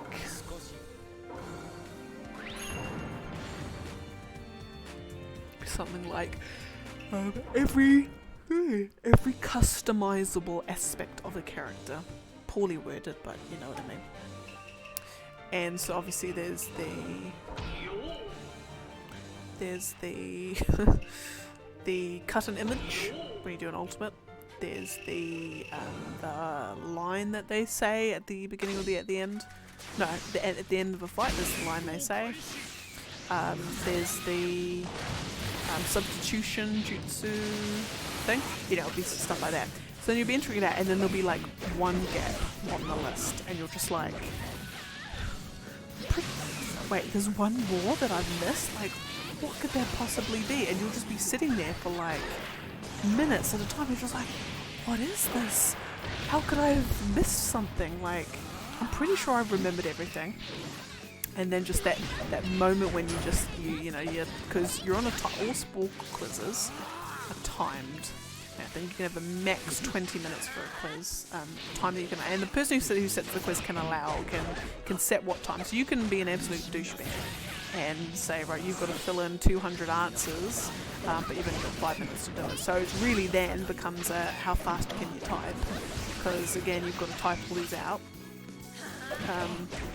So you can be an absolute douchewad and do that to your poor quiz goes. But then obviously you're not going to get a very high rated quiz. So yeah, so I love the grab bag stuff. It's a fantastic test of your memory, especially if you're doing a grab bag on something that you like. It tends to be games that they do it on. I've seen a couple done on films, but yeah, mostly games. Yeah, and just to see how well do you know the games that you purport to love. And there's also like especially back in the day when I used to play League of Legends, God forbid. What's it? They had like name every league champion. So you've got your 100 and I think it was 120 at the time. It's 120 years, about 120. Was it 80? Was it? No, it was 120. Just 120 empty squares or empty rectangles looking at you. You now have to type in every single league champion. And there was a point in time where I could do it. You know, because it would all be alphabetically organised. You could kind of work out, if you're missing something, you can work out what letter they start with. And from there you can kind of, you know, piece together. But there'll always be like there will always be like one or two champions that you just always seem to forget exist. So for me it was like, who was it? There was characters like, what are trending? Oh god, who's the chick with the... It's not a cut. Who's the chick with the...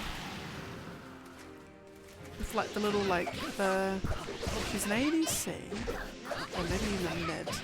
And she's got like, kind of like the chakra that she throws. So it's like really slow moving, it just spins around and bounces between people. What's her name?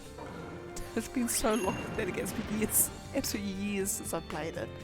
So I'm trying to think of characters that I just... And her splash art, old splash art was like, she's just like bent down really, really low and just looked really contorted. Whatever that character was. Characters like that are just like, you can name like, oh, easy, I got my Narcissus, I got my Nunus, I got my Trindamirs, I got my Akalis, I got my Risers, you know, some of you just boom, boom, boom, just rattle off straight, bam, bam, bam. And then there'll just be like the one or two that you just keep forgetting exist. And you know, you'd be sitting there going, oh my god, I've got like 2 left to go, I've got 10 minutes left. And to think of 2 people, and you can just never do it. You can never do it in time. That's gonna actually bug me now. It's actually gonna bug me. League Champions. I want to say it's N. I want to say the name begins with N.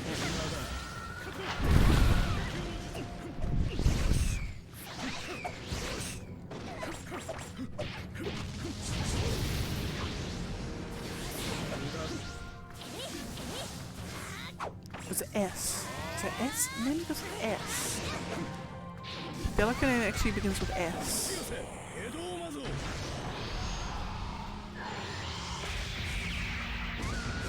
List of champions, here we go. So I bet there'll be like hundreds on here that I just don't know about.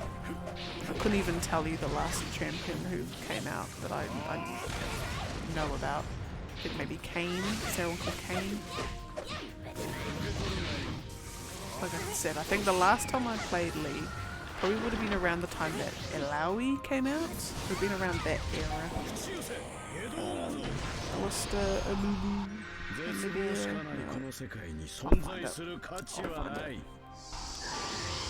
So sure her name begins with S.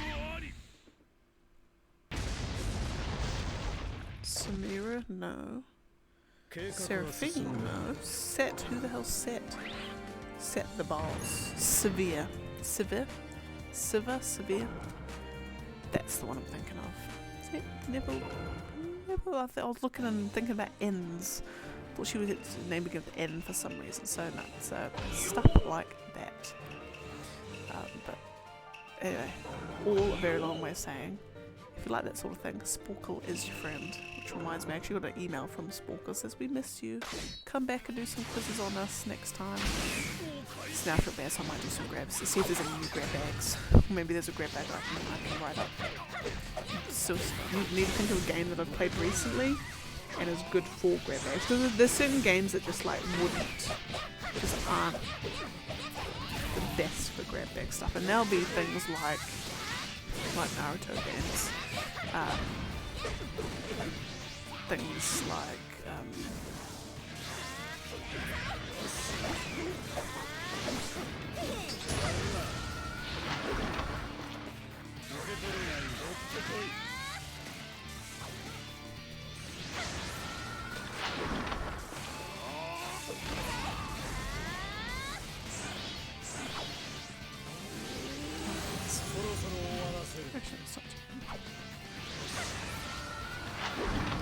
fabulous gun. Yeah, games like generally RPGs or adventure games. So you've got things like you've got a big inventory of like key items. There's like skill trees. There's factions that you join. There's a whole bunch of things. You can get a good list of like 10 items, and there's heaps of possible categories. So like with Skyrim, for example, as well as the factions and all that stuff, they had things like all of the skills, all of the standing stones. What are all those? That sort of thing.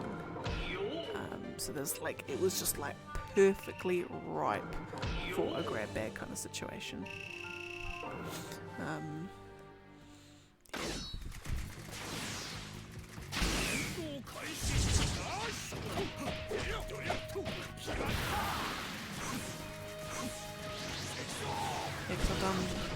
There's definitely like lots of Final Fantasy ones. Final Fantasy ones, Elder Scrolls ones, I've done an Okami, I've done a Dragon Quest. What games have I played recently?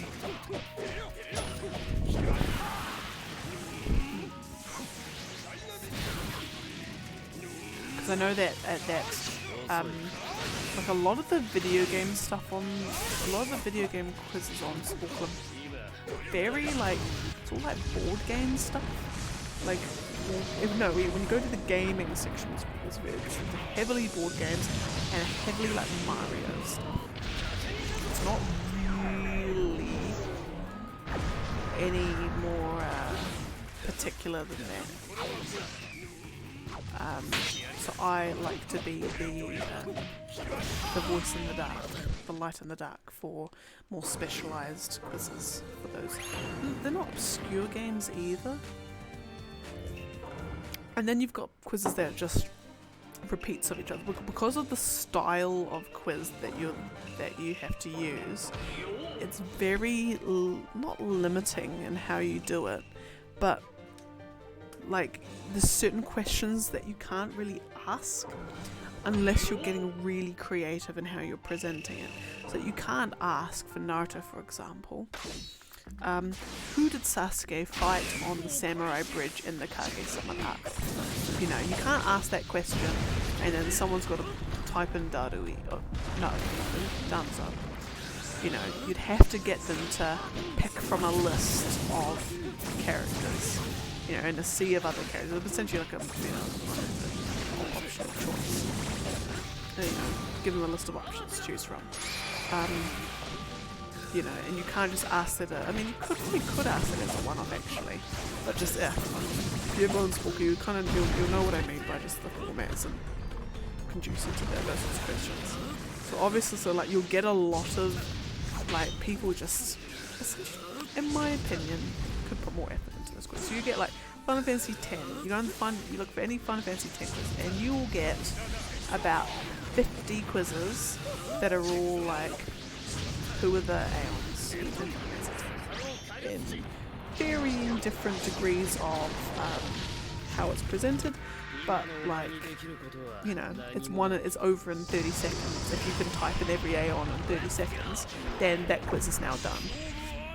Whereas for me, I like to go a little bit more like, okay, you really need to know the stuff. I remember there was one Final Fantasy X quiz where it did ask some good questions, like did ask, you know, more freeform questions, but they were hard. Like they started off easier, and then they went to hard. But it was stuff like how much gil does Owaka the 13th or 23rd seller high potion for, specifically on the boat to Luca, or the boat to Calico, or the SS Licky. Like I can't remember, you know, stuff like that. And you know, so you think you know everything about these games, but you don't. You know, still, you know, it'll lure you in with this, you know, what's the word? False sense of security with questions like, what's the Aeon that you get at Nakala in your temple? Like, oh, she was my bae. You know, and then next question will be, what's the name of the underwater boss creature in Baj Temple? So you're like, oh, that's right, that really memorable giant fish looking thing. I'm pretty sure I know its name. It's this. And you get it right. You're like, yay, great. And then it'll ask you, what's the name of Isaru's two brothers that he travels with? And you're like, oh goodness, what is it? Well, no, is it the two brothers? No, is it the one? No, it's two, isn't it? Yes, you're like, okay, right, I think I remember, that's right, they're in that, like, couple of scenes, okay, got their names, that's it. And then it'll ask you,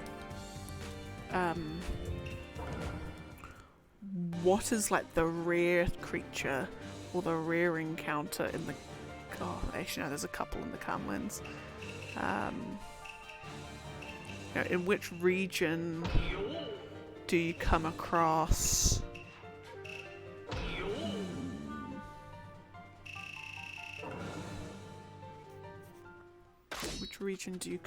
the Chimera?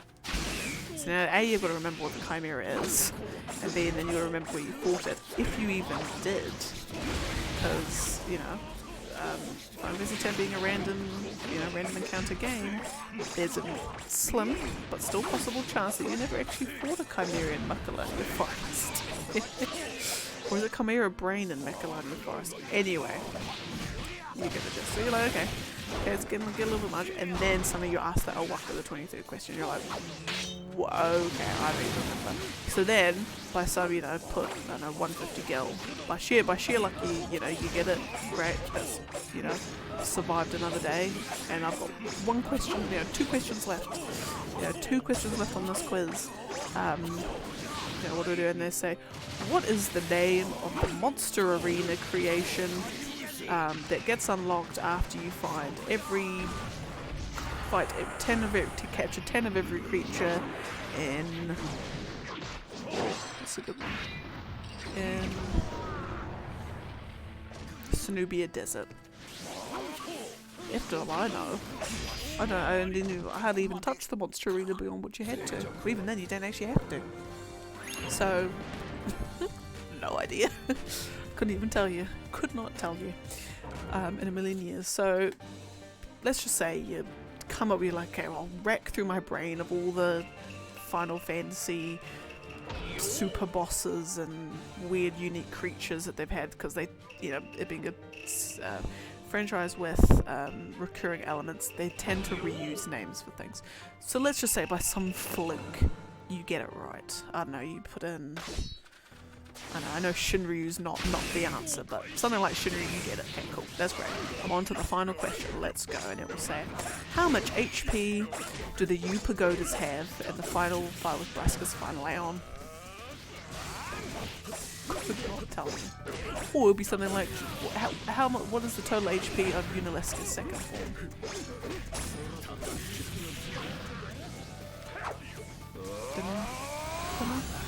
have scan on me. No. I didn't do that. Did not do that. Or even, what's the even harder one? What's the even harder one?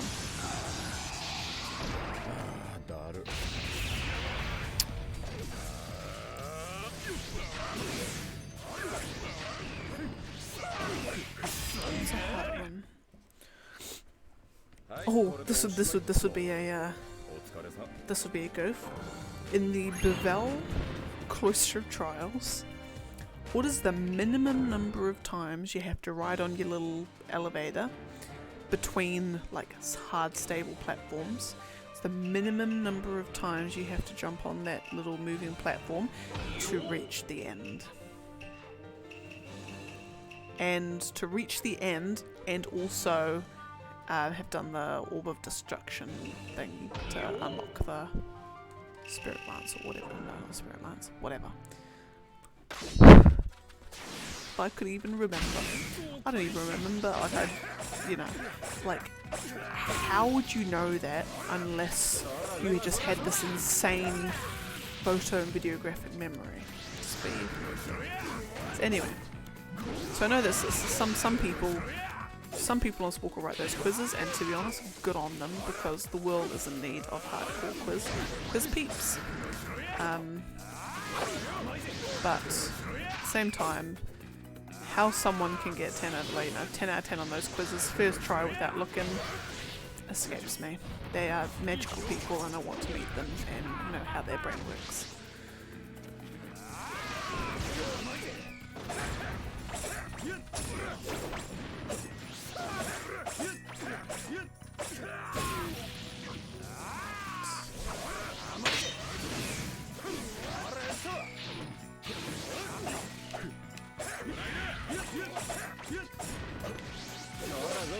Just realised what time it is. This will probably be my last fight.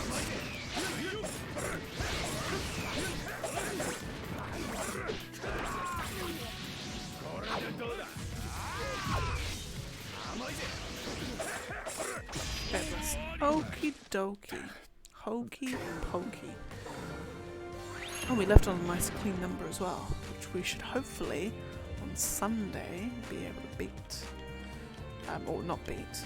We'll be able to get down to 8,700. So if I drop down to 8,770, fabuloso.